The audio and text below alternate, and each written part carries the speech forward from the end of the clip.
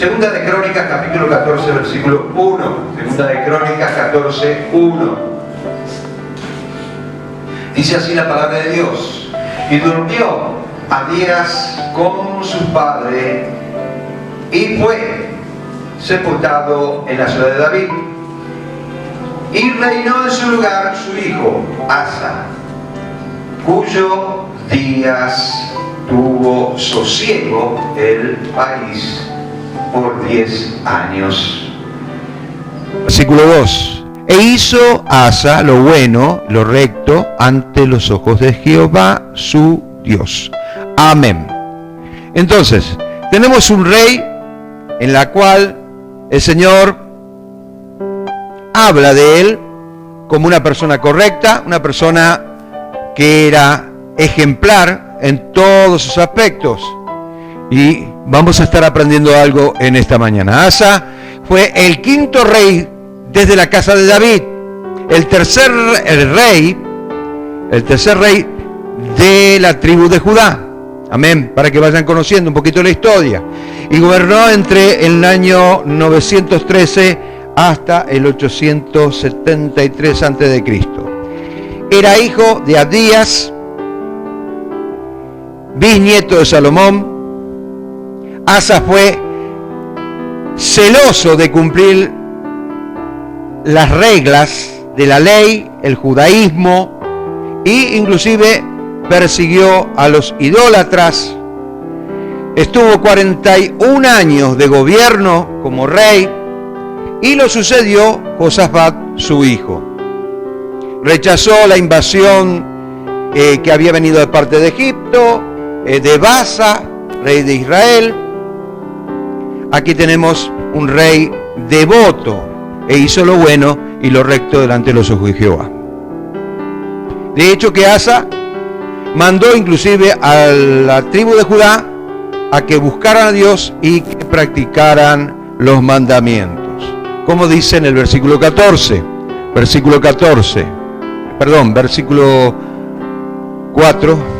capítulo 14. ¿Está bien? ¿Está bien? Ahí está. Muy bien. Y mandó a Judá que buscase a Jehová, el Dios de sus padres, y pusiese por obra la ley y sus mandamientos. Había una responsabilidad muy grande. La responsabilidad que tenía era precisamente la de mantener firme la comunión con el Señor. Como cristianos nosotros también tenemos que mantener la comunión con el Señor. Y la tenemos que mover, la tenemos que contener, la tenemos que mantener firmes. Porque obviamente tenemos un enemigo en común que anda como león rugiente alrededor de nosotros queriéndonos devorar. De hecho que este va a tratar de quitarnos de la voluntad de Dios, de que dejemos de confiar en el Señor y confiemos en otras cosas. Usted va a ver con el desarrollo, esta prédica, de lo que yo le estoy hablando. Cuando llegó el momento de la crisis, porque había venido el ejército etíope, escuchen, no estoy hablando acá, literalmente podemos imaginarnos que sería un ejército de 100 personas, no, había 1 millón de personas que se venían como avalancha precisamente para Judá, a la tribu de Judá, para invadir, para desterrar, para sacar, para matar. Era algo terrible, tremendo.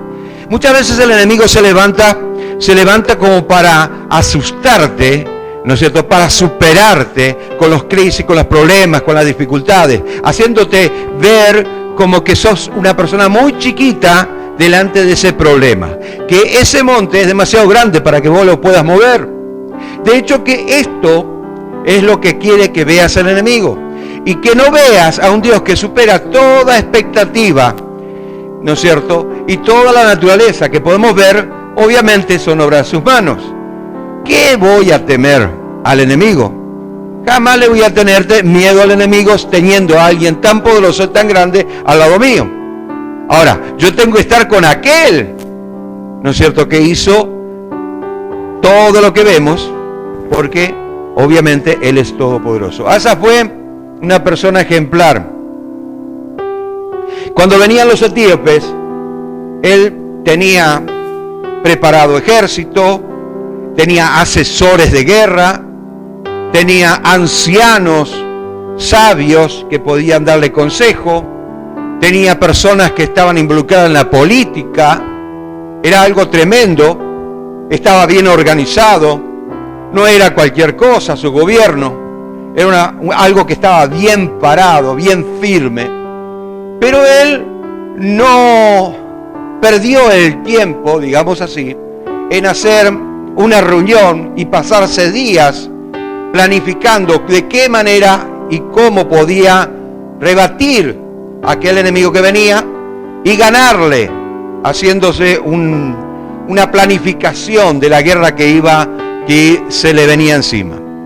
No hizo eso. Lo que hizo fue arrodillarse a orar a Dios y a buscar dirección de parte del Señor. No porque no estaba preparado, porque estaba, como bien dije, estaba preparadísimo, como cualquier nación bien organizada, estaba bien preparado en todos los fundamentos.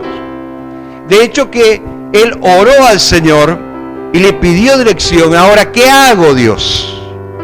¿Qué hago, Dios? En la Biblia habla de muchos reyes que buscaron o le dieron el primer lugar al Señor y tuvieron victoria. De poner en primer lugar al Señor por sobre todas las cosas, ¿no es cierto?, la victoria que debemos tomar, porque esa es la primera victoria que debemos tomar.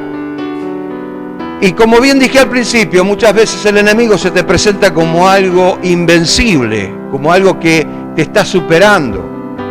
Pero si nosotros pudiéramos ver realmente con los ojos espirituales, así como vio el siervo de Eliseo, Jesse, él vio, ¿no es cierto?, porque Eliseo le dijo al Señor: abre los ojos porque este está asustadísimo, este se quiere salir corriendo de acá.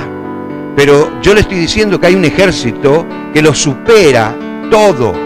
Y aunque en el lugar donde ellos estaban, ¿no es cierto?, llamado Dotam, había rodeado, los sirios lo habían rodeado por todos lados y querían precisamente agarrar a Eliseo, que estaba diciéndole al rey lo que acontecía.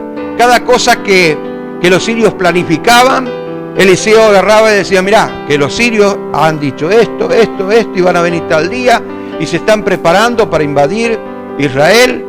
Y bueno, y si nosotros empezamos a conocer la historia, nos vamos a dar cuenta de que él no se asustó por el problema que venía, por la crisis que estaban sucediendo, sino que él vio con los ojos espirituales aquel ejército que superaba a los sirios. Y Jesse estaba atemorizado, le temblaban las peras, le temblaban las rodillas, le temblaban los pies, le temblaban las manos, porque estaba asustadísimo, quería correr de ese lugar. Y obviamente Eliseo le dice al Señor: Señor, abre los ojos espirituales y muestra lo que hay detrás de ese velo. Y le mostró un gran ejército a caballo, con carros de fuego, eran tremendos. Y no solamente eso, descansó en el Señor, pudo ver que Dios es mucho más grande que las crisis, entregó en manos del Señor ese problema, ya no tuvo más miedo. Pero cuando Eliseo decidió bajar a enfrentarse a esos sirios, lo que le dijo al Señor: Señor, mándale ceguera. Y se quedan todos ciegos. ¿Y qué hizo él? Él agarró mansito a todos los soldados con una mano y los llevó delante del rey, como si fuera nada. Es las cosas que hace Dios. Y muchas veces nos superan los problemas, pero detrás de eso no nos damos cuenta que Dios está en control. Y lo que a vos te supera, a Dios lo maneja como si nada. Entonces podemos entender que la confianza puesta en el Señor nos lleva al límite, al límite de nuestros miedos, de nuestros temores. Porque ahí está el problema, de confiar en el Señor. Decimos confiar en el Señor, pero cuando vienen las crisis, nosotros queremos retroceder. Nos vemos a un Dios todopoderoso. Y estoy hablando bien en serio en este tema porque es un tema que debemos tocar. En primer lugar, ¿no es cierto?, esos temores es porque nunca desarrollaste fe. Porque nunca tuviste un encuentro con el Señor. Porque nunca lo viste a Dios. Porque nunca Dios te habló. Sí, me habló a través de la palabra. No, estoy hablando de hablar personalmente con Dios. No estoy hablando de cualquier cosa. Acá estoy hablando de términos sobrenaturales. Y aunque no lo creas, no importa. Yo estoy predicando a un Cristo vivo. Y ese Cristo vivo se relaciona conmigo, yo me relaciono con Él. Y acá no estoy hablando de fe. Acá estoy hablando de vínculos. Escuche, que sí tiene que ver con la fe, pero la fe es un desarrollo. Cuando vos llegas a un nivel espiritual, no es que no vas a hacer más fe. Mientras estemos en este cuerpo, la fe es lo único que nos adhiere a esa esfera espiritual, a lo sobrenatural de Dios. Ahora, con lo que te quiero decir es lo siguiente: ya no necesitas fe para tomar una decisión, porque vos sabés que Dios, ¿no es cierto?, está en control, y que Dios, si lo permite, Él te va a dar luz verde para que vos puedas avanzar. Amén. Dios respondió con una palabra: que vaya, que tome. Él podía ver ese milagro. Ahora, en esta historia vamos a descubrir muchas cosas. En 2 de Crónicas capítulo 14, versículo 11 y 12 dice: y clamó Asa a Jehová, su Dios, y dijo: oh Jehová, para ti no hay diferencia alguna en dar ayuda a los poderosos y a los que no tienen fuerza. Ayúdanos, oh Jehová, Dios nuestro, porque en ti nos apoyamos. Escuches, esto es tremendo. ¿Cuándo te apoyás? ¿Cuándo descansás en el Señor? Cuando realmente lo haces real en tu vida, porque a Dios hay que hacerlo real. Amén. Y el único que tiene poder para hacerlo real en tu vida es el Espíritu Santo, que se está manifestando en el don de fe para que vos puedas hacerlo real en tu vida. Pero primero tenés que creer. Y en tu nombre venimos contra este ejército. Oh Jehová, tú eres nuestro Dios, no prevalecerá contra ti el hombre.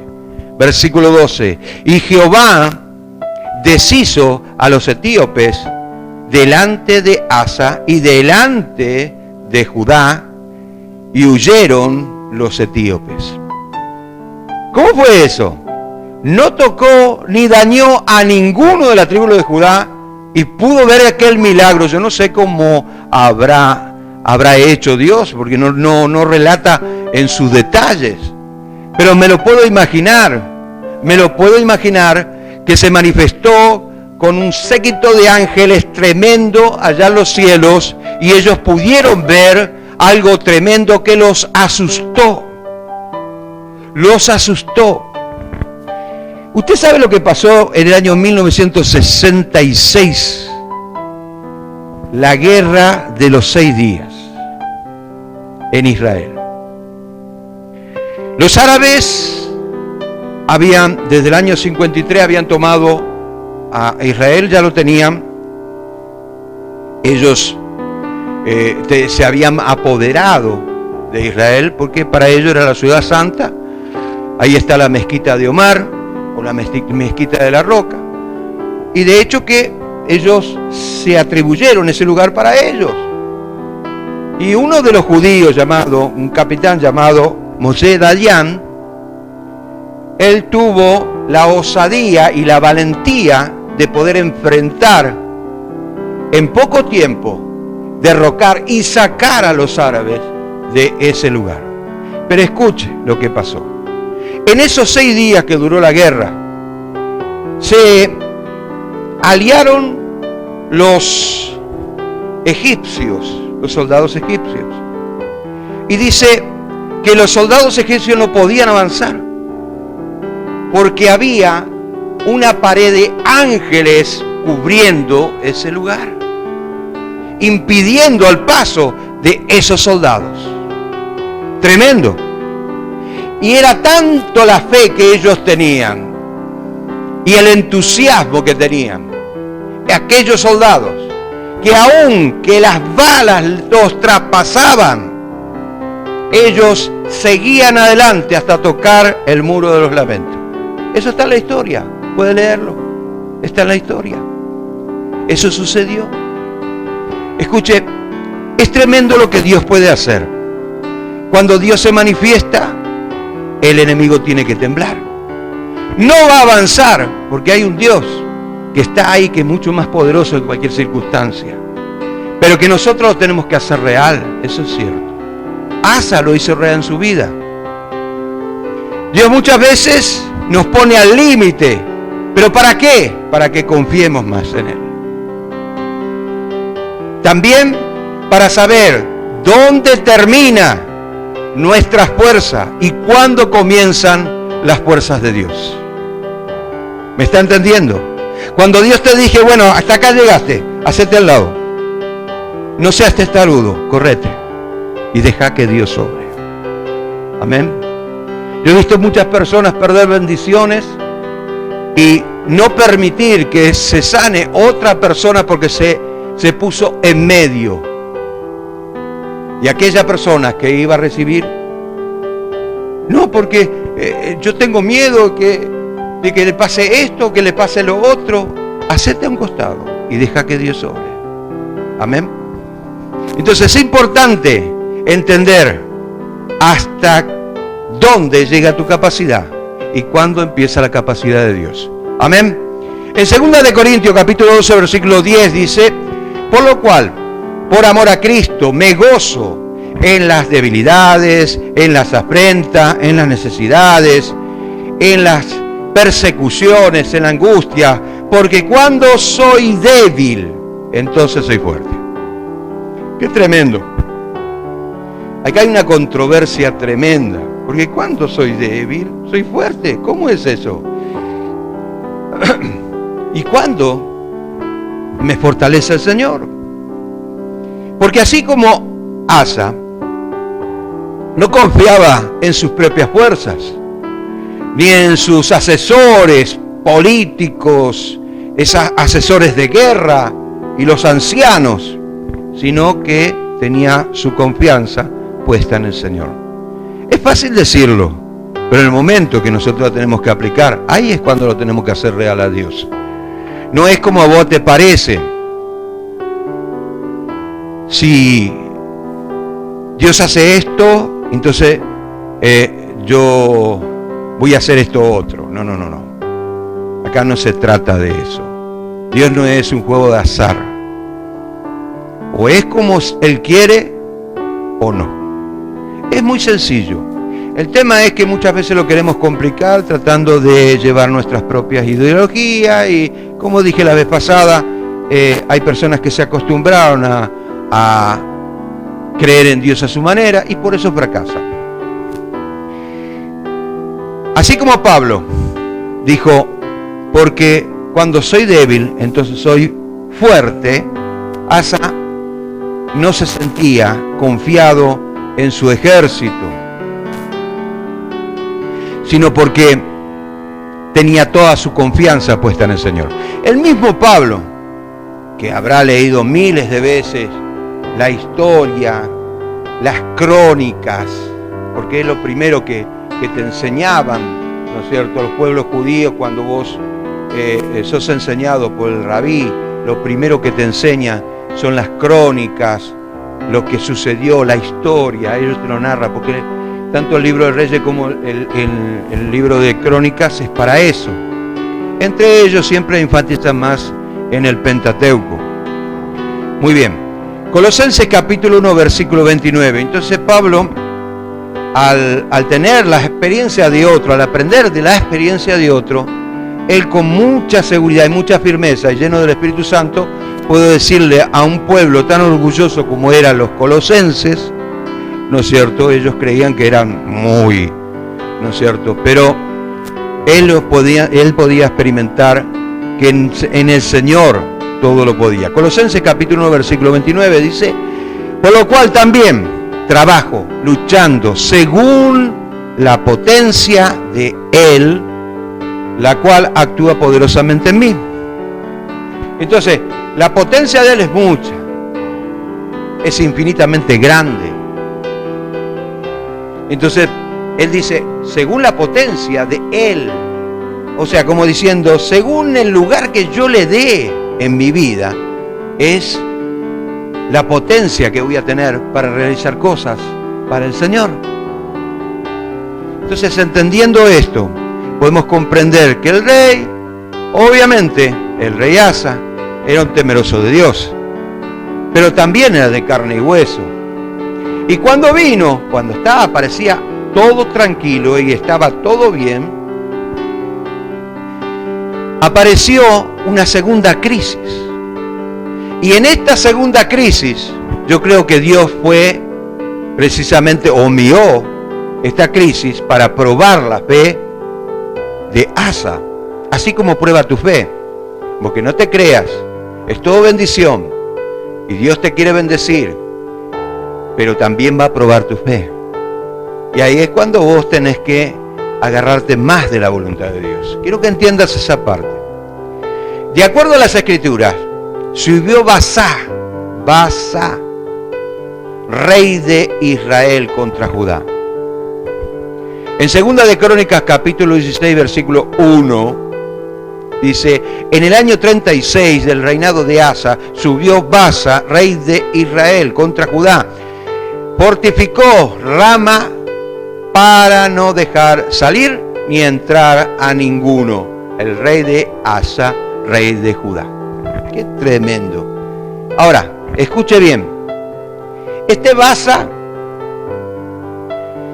capturó Rama, que era una de las ciudades importantes, ¿no es cierto?, fortificadas, y también era una ciudad comercial,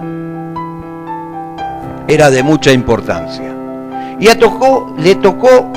tocó precisamente la ciudad donde él se suponía que le iba a afectar al rey. Ahora, la historia es la siguiente. Pero en esta oportunidad, Asa no recurrió a Dios como lo hizo David. Ya hablamos eso la semana pasada, el domingo pasado. En vez de estar formulando un plan con Dios, él quiso hacer lo siguiente. Bueno, hizo lo que más o menos le sucedió a Josué. Josué, cuando empezaba a conquistar las tierras, ¿no es cierto?, que Dios le había prometido, 32 naciones, ¿no es cierto?, tenía que conquistar, después pasar el Jordán, y cada una de ellas es una potestad diferente. Ya se desligó de aquella que era la nación fortificada, llamada Jericó, donde tenía los muros que eran aproximadamente de 8 metros de altura, por 4 metros de ancho, era algo tremendo. Entonces, él dijo, bueno, si pude hacer con Jericó eso, ahora me queda nada más que esa tribu chiquitita. ¡Ay! Entonces, voy a un grupito de soldados, voy a agarrar nomás. Claro, la historia era diferente, porque había un pecado ahí escondido. Pero lo que quiero decirles es que él dijo, no, poca cosa, muchachos, agarren 100 hombres, 200, 300 hombres y vayan y conquisten. Total, acá vamos a estar nosotros esperando la victoria de parte nuestra, de parte de ustedes. Sin embargo, mataron a mucha gente y salieron corriendo los israelitas. ¿Por qué? Y él se preocupó, rostro en suelo, empezó a orar, empezó a clamar, empezó a ayunar, y Dios le mostró dónde estaba el problema. A diferencia, ¿no es cierto?, Asa tuvo la osadía de usar su propio orgullo. Dijo, no, si el Señor me dio con los etíopes la victoria, que ni siquiera tuvimos que mover un escarbadiente para vencerlos, ¿cómo no me va a dar esto? No es nada, Señor, no te preocupes, quédate sentadito ahí que yo voy a hacer. Tuvo ese orgullo. Y Dios se ofendió mucho. Se enojó y se entristeció a la vez. Porque él no toma las cosas como, esto es chiquito, lo puedo hacer yo, esto es grande, lo puedes hacer vos. No, Él quiere hacer todo. Él quiere hacer todo y te permite ciertamente para probarte. En este caso, estuvo probando la fe de él. Dijo, yo puedo. Pero no se le ocurrió mejor idea que contratar mercenarios. Y estos mercenarios sirios fue precisamente al rey de Siria. Se presentó unos embajadores de parte del rey Asa, porque el protocolo era así, y le dijo, decile que anule la fe que tiene con el trato de paz que tiene con Israel, y que me preste algunos soldados y algunos carros, y algo voy a hacer. Yo le doy este dinero. Sacó plata y oro del templo, también de parte suya, y una buena cantidad de dinero. Y así lo hizo. ¿Y sabe qué pasó? Tuvo victoria.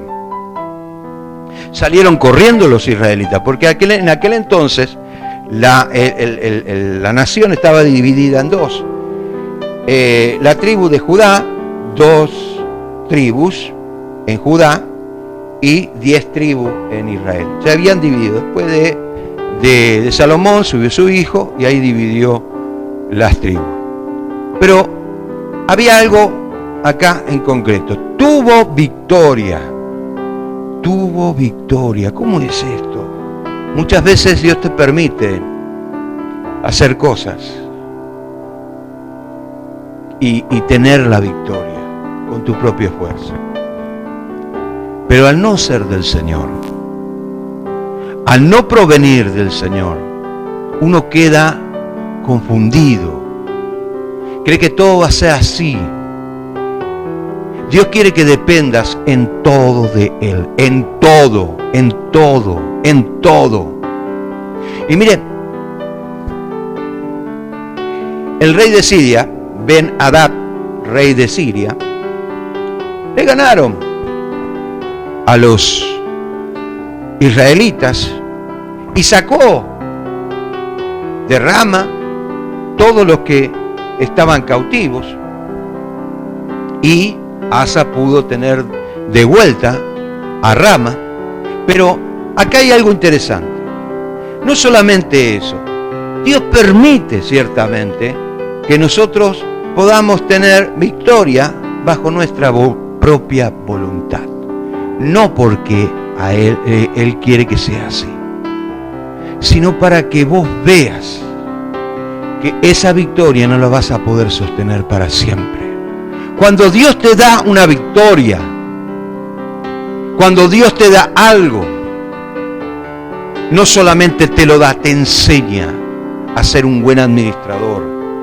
Cuando Dios te da algo, no solamente te lo da como una gran bendición, sino que también te da el poder de poder ministrar las cosas sobrenaturales de Dios en tu vida.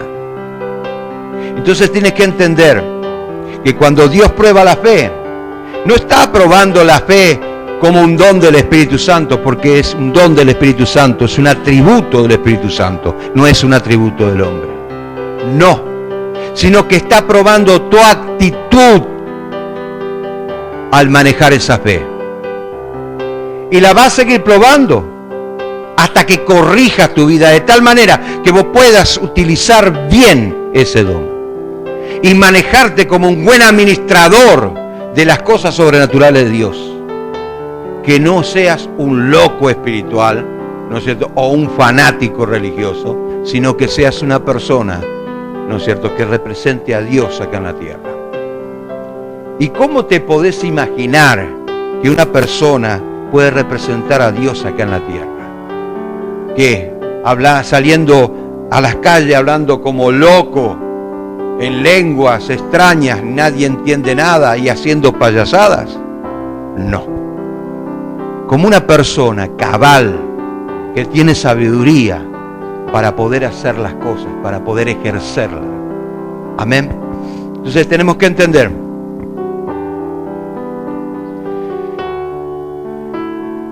Muy bien. Aquel Asa, obviamente, se exaltó a sí mismo. Dijo, qué bueno, soy un gran rey. Soy un rey con capacidad. Y esta capacidad yo la demuestro. Pero la Biblia dice lo siguiente, Jeremías capítulo 9, versículos 23 y 24. Así dijo Jehová, no se alabe el sabio en su sabiduría. No diga, sí, yo sé. No, yo no necesito aprender porque yo sé. ¿Me puedes decir que antes de pecar Adán y Eva tenían una inteligencia innata y que no necesitaban aprender porque toda la sabiduría de Dios estaba en ellos? Pero esa facultad desapareció desde el momento en que Adán desobedeció a Dios. Y se cree que solamente manejamos un 10% de todo el cerebro. El hemisferio derecho, el hemisferio izquierdo, el cerebelo, solamente el 10%.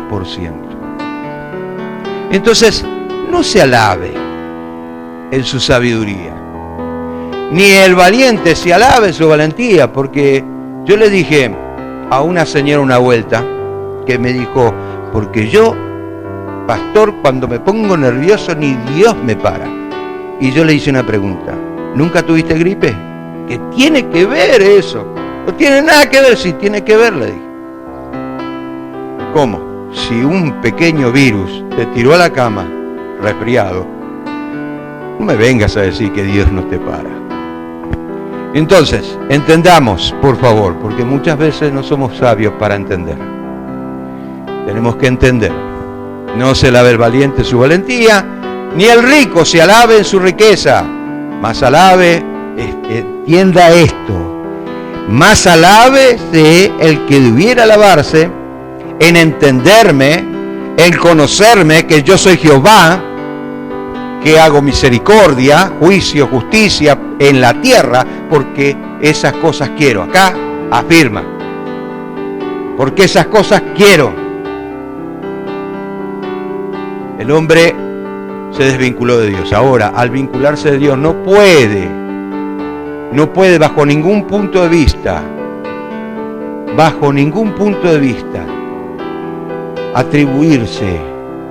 atribuir una obra sobrenatural en su vida, o realizar una obra sobrenatural. No, tiene que ser gobernado por el Señor. Amén. Entonces, estamos hablando de confiar en el Señor, hablemos de verdad en este tema. Podemos comprender que el Señor estaba entristecido con Asa porque no le dio la participación a Dios que le debería dar. En Segunda de Crónicas, capítulo 16, versículo 7 al 9, dice, en aquel tiempo vino el vidente Ananí a Asa, rey de Judá, y le dijo, por cuanto te has apoyado en el rey de Siria y no te apoyaste en Jehová, tu Dios, por eso el ejército del rey de Siria se escapó de tus manos. Los etíopes y los libios no eran ejército numerosísimos, eran más de 1 millón de soldados, con carro, mucha gente, de a caballo, con todo, porque te apoyaste en Jehová, Él los entregó en tus manos. Versículo 9, porque los ojos de Jehová contemplan toda la tierra para mostrar su poder a favor de los que tienen corazón perfecto. Acá la palabra perfecto, en la Septuaginta, que es la versión del Antiguo Testamento, escrito al griego, es la palabra teleos, que significa un corazón completo, lleno. Y acá no está hablando de los atributos del hombre, sino está lleno y completo de la presencia de Dios. Amén. Perfecto para Él. Locamente has hecho, porque de aquí en adelante habrá más guerra contra ti. Resumamos. Dios estaba diciendo a Asa: en tu tiempo te apoyaste en mí, yo te di la victoria. La tenías en tu mano. Ahora has confiado en tu propia astucia. Y obviamente le dio lugar al rey de Siria para que le esté ayudando. Es una cosa de loco. Confiar en Dios es una cosa, y que Dios utilice a una persona para bendecirte, más o menos se encuentra en el mismo plano. Pero que vos confíes en una persona y eso lo atribuya a Dios, eso es otro tema que debemos entender. ¿Sabe que ese no era mi plan?, le dice él. Asa en ese entonces se adjudicó una maldición. 10 años de gobierno venían bien, paz en todo Judá, economía a full, un buen gobierno, una buena organización, asesores, gente tenía que lo apoyaba, pero ahora se adjudicó una maldición.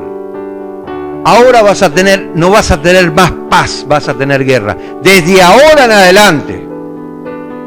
Estuvo 31 años de guerra sin paz. ¿Se da cuenta por qué Dios quiere hacer su voluntad en tu vida? Porque vos no podés ver lo que hay detrás de esa pared, pero Dios sí. Dios sí. Entonces, como Él puede ver más allá, trasciende los tiempos, yo puedo decir que confío en el Señor porque estoy haciendo su voluntad. Porque yo no puedo ver más de lo que mis ojos pueden alcanzar. Pero Dios puede ver más allá. Amén. Un ejemplo, Isaías capítulo 5, versículo 13. Dice: por tanto, mi pueblo fue llevado cautivo porque le faltó conocimiento. Y su gloria pereció de hambre, y su multitud se secó de sed. Es un texto que agarré precisamente como ejemplo para que pueda entender que siempre Israel estuvo fracasando por querer hacer su propia voluntad. Amén. Muchos de nosotros nos asemejamos a Asa. Somos liberados por el Señor y obviamente le damos gracias a Dios a voz de cuello. ¿Sabe lo que significa eso? Cuando usted hace esto: gracias Jesús, gracias Señor porque me bendijiste, gracias Señor por esto, gracias Señor por lo otro. Pero cuando todas las cosas están bien,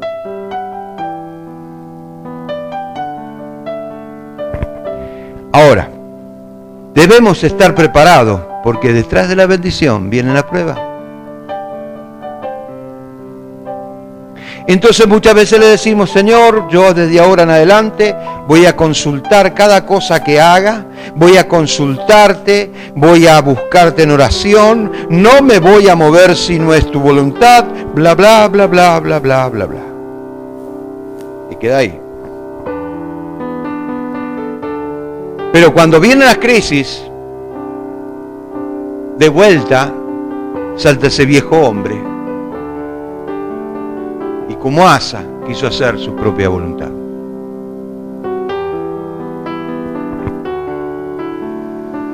terminamos haciendo las cosas con nuestra propia astucia y queremos manejar todo con nuestras propias manos. Puede ser que el Señor permita ciertas bendiciones con nuestro propio esfuerzo, pero